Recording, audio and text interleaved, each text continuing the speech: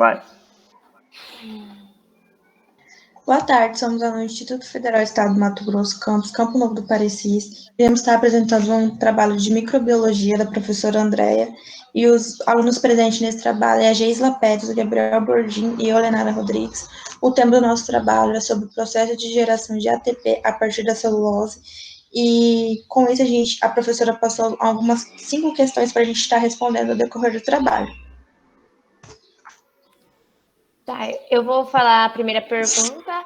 Como é gerado NDH, ATP durante a glicose? Tá, a glicose ela vai vir do grego glicos e açúcar isis.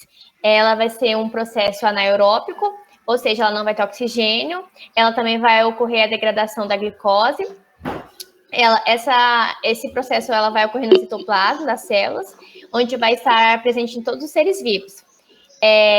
Também acontece a formação do ácido pirúvico em moléculas de ATP, que no caso é trissulfato de adenosina.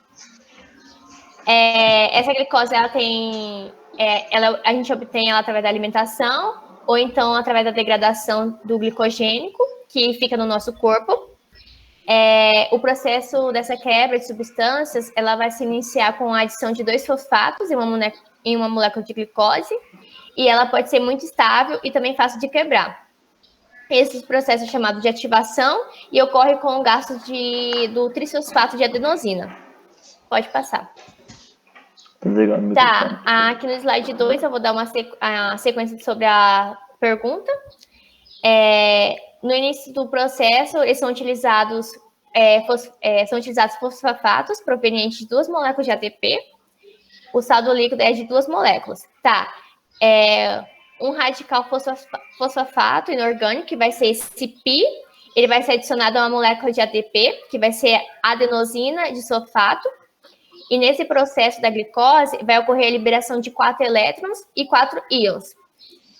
Essas 2 vão ficar livres no citoplasma, e as outras 2 vão se juntar aos 4 elétrons. Eles são capturados pelo dinucleótido de nicotinamida e adenina, que são o NAD+, e através deles vão formar o NADH. E o NAD+, ele vai ser considerado um aceptor de elétrons. Pode passar. E aqui vai ser a equação química da glicose. Pode passar. Vou falar agora sobre a segunda pergunta, que é sobre o ciclo do ácido cítrico.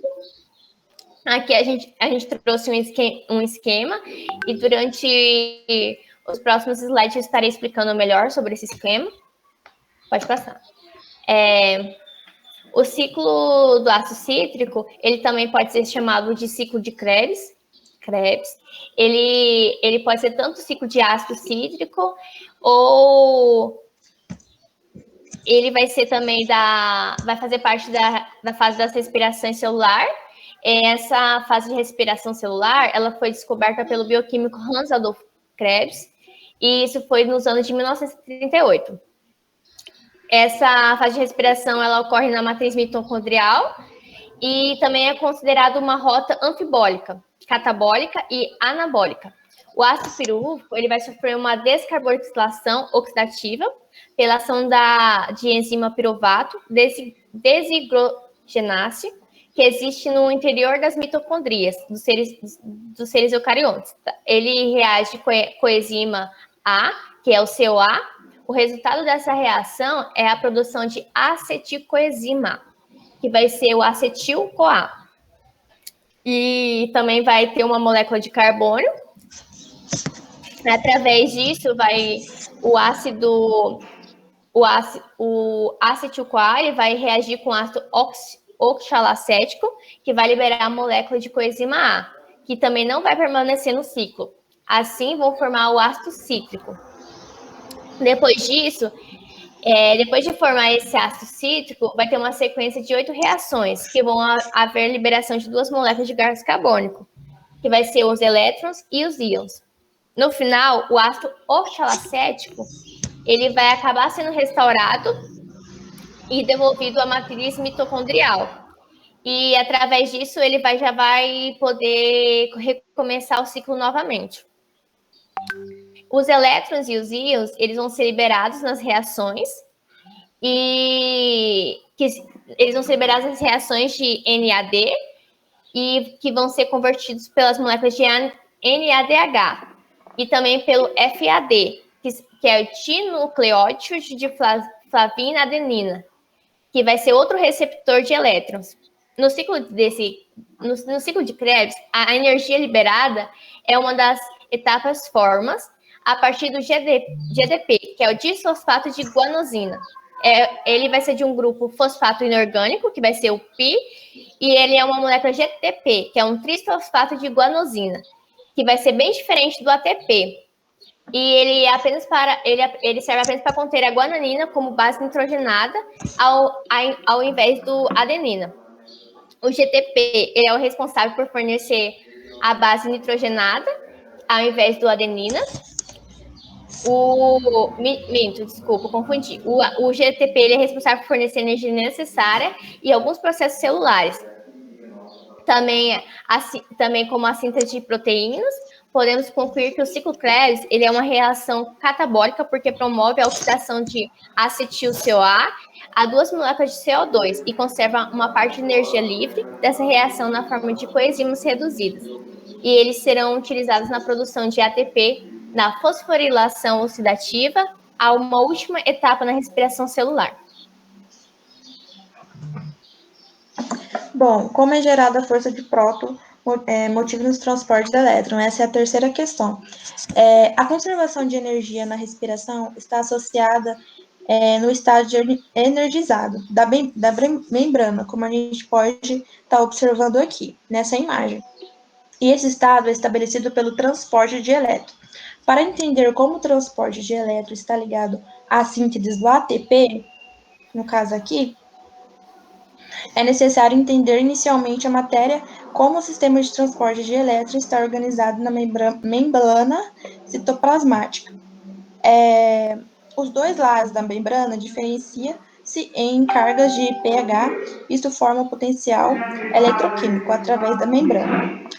Esse potencial, juntamente com a diferença de pH através da membrana, é chamado de força próton motiva, FPM, e torna a membrana energizada, como acontece com uma bateria. A parte da energia potencial no FPM é conservada na formação de ATP. No entanto, além de conduzir a síntese de ATP, a FPM pode também ser aproveitada para realizar outras formas de trabalho para a célula, como reação de transporte, rotação de flagelar, além de várias outras reações que demandam a energia da célula. A minha pergunta número 4 é como a força de próton motiva gerada pelo força de próton motiva gerada pelo transporte de elétrons promove de fato a síntese de ATP. Na primeira imagem ali ocorre a conservação de energia, né, na letra C ali, que é o sítio de geração e dissipação da força de próton motiva. Aí o transporte, já na segunda imagem ali, o transporte simples, que é de 3 modos, ocorre essa síntese. O transporte simples é promovido pela força de energia de próton motiva. O que é essa força? Ela é responsável pela realização de muitas atividades celulares que vão requerer a energia, sendo que algumas do tipo transporte, natação, motilidade e biossíntese de ATP, que aí tem a translocação de grupo, que é modificação química da substância transportada, que ela é promovida pelo fosfoneupiruvato, e tem o transportador ABC, que é a proteína periplasmáticas de ligação, está envolvida na energia e é fornecida pelo ATP. Vou passar. Aqui a síntese transporte ATP, sintase e transporte de elétrons. Os elétrons entram na cadeia a partir de um doador primário. Aí depois disso, quando o FM NH2 reduz a proteína FeS, que ela é a carregadora de elétrons, e os prótons são extrudados. Os prótons são extraídos. Aí os elétrons eles deixam a cadeia reduzindo o aceptor terminal dos elétrons, de O2. Ali é a relação do ambiente externo para o ambiente interno. Fácil. A ATP síntese, ela é de duas formas. O primeiro é complexo multiproteico, que é denominado F1, que ele realiza a síntese de ATP, e o F0, que é um componente integrado à membrana, e nele ele realiza a função de translocação dos íons. Aí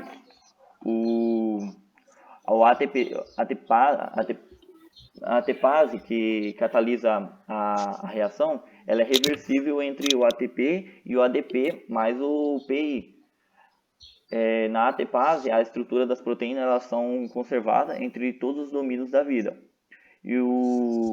Pode passar já. Só um minutinho. Passa. Não, volta, desculpa. Aqui eu coloquei numa imagem. O F1 e o F0 são dois motores de rotação, que a maioria dos íons de H+, por meio de F0, está associado à reação de proteína C, que isso ocorre no citoplasma, né? Daí gerando um torque, e qual é transmitido para o F1 pela rotação, e são acopladas das subunidades. Essa rotação faz com que a força de alteração conformacionais das substâncias, elas meio que permitem a ligação de ADP mais o PI. E ocorre a sintetização do ATP quando as subunidades de beta entram enquanto retornam à sua conformação original. Daí, enquanto isso, a energia livre que está em seu estado rotacional, ela é dissipada e acoplada à síntese de ATP. Daí, as medidas de mínima do número de H+, resumindo pela ATPase, por ATP, reduzindo, geram um número entre 3 e 4. Foi o que mais ou menos está explicando na imagem, onde H+, entra e realiza todo esse processo. Bom, agora a gente vai estar entrando na quinta e última pergunta sobre o sistema de produção que cultivamos soja na safra, e milho consorciado braquiária. Então, o primeiro ali está soja na safra e milho consorciado braquiária. Ele, em relação à quantidade de micro-organismos, é muito mais benéfico, porque quando você tem a braquiária junto, ao fim do manejo, vai gerar uma maior quantidade de matéria seca, que vai ser a pastagem. E durante o cultivo, vai ajudar, porque a pastagem vai evitar que as plantas daninhas se desenvolvam, vai fazer com que o solo tenha uma maior quantidade de água retida ali, porque vai diminuir um pouco a evaporação dessa água, e vai trazer diversos benefícios de aumento da quantidade de matéria seca, que vai fazer com que depois essa matéria seca seja degradada pelos micro-organismos. Quanto maior a matéria seca, mais atividade microbiana no solo. Quanto mais atividade microbiana, de certa forma vai ter mais nutrientes disponíveis para as plantas, no caso igual na Canuvim, novamente a soja. E isso vai fazer com que o solo nunca fique tipo assim, sem matéria orgânica, sempre vai estar renovando essa matéria orgânica devido ao uso da braquiária. E já no milho solteiro, vai fazer com que só seja soja de milho, soja de milho. A matéria seca gerada por essas duas culturas, ela não é tanto quanto quando está com conjunto com a braquiária. E isso vai fazer com que ocorra redução de gastos com adubos e com manejo.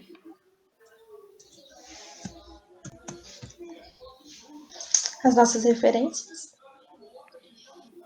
E é isso.